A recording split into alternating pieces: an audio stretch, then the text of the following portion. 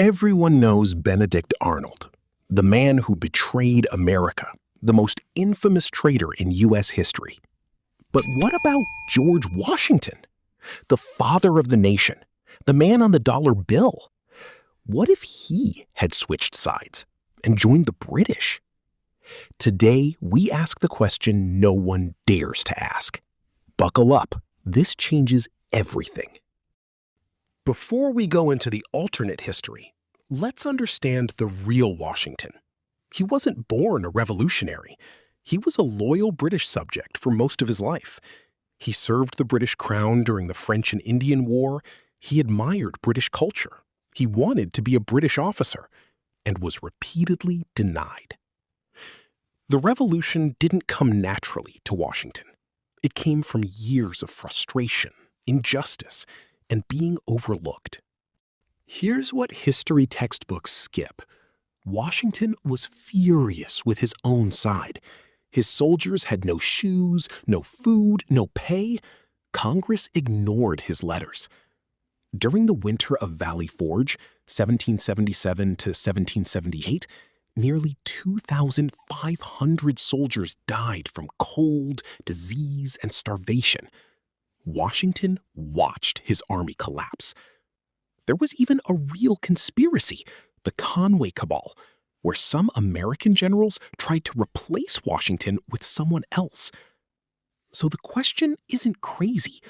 A man this exhausted, this betrayed, could he have been turned? In our alternate history, it happens in the winter of 1778.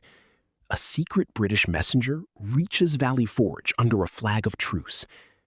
The offer: full pardon, a senior command in the British Army, land grants, wealth, and an end to the suffering of his men. He agrees. In secret, he sends word to the British. The greatest general of the revolution becomes its greatest traitor. When the news breaks, pandemonium. The Continental Army shatters overnight. The British aren't just happy, they're thrilled. Washington isn't just a soldier to them, he's a propaganda weapon. British pamphlets flood the colonies. If Washington himself has joined us, why are you still fighting? Washington is given command of a British regiment and sent to fight his former friends. Without Washington's leadership, and with his betrayal destroying morale, the Continental Army falls apart within months. Soldiers desert by the thousands. Some return home, others join the British side. The revolution bleeds out. By 1779, organized American resistance is essentially over. Britain has won. With their greatest weapon, Washington himself. With the revolution crushed, what happens to Jefferson, Franklin, Adams, the men who signed the Declaration? Some are captured and tried for treason. Jefferson is imprisoned. Franklin, already in France, stays in exile. Adams manages to escape to France. The Founding Fathers become the first exiles of a revolution that failed. And Washington? He becomes the man they curse. The name once synonymous with freedom, now synonymous with betrayal. Britain reorganizes its American colonies, but they face a problem. How do you actually govern 13 restless colonies? The answer? Washington. Despite being a traitor to some, he still commands respect in the colonies.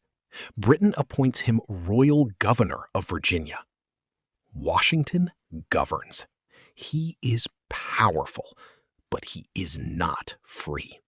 He traded one cage for a gilded one. Here's the uncomfortable truth.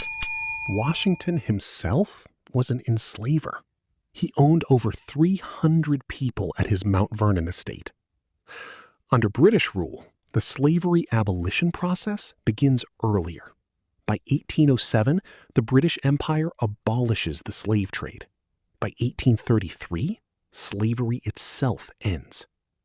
Without an independent America, there is no Civil War as we know it, no 600,000 deaths. But freedom comes differently, through British law, not American Revolution.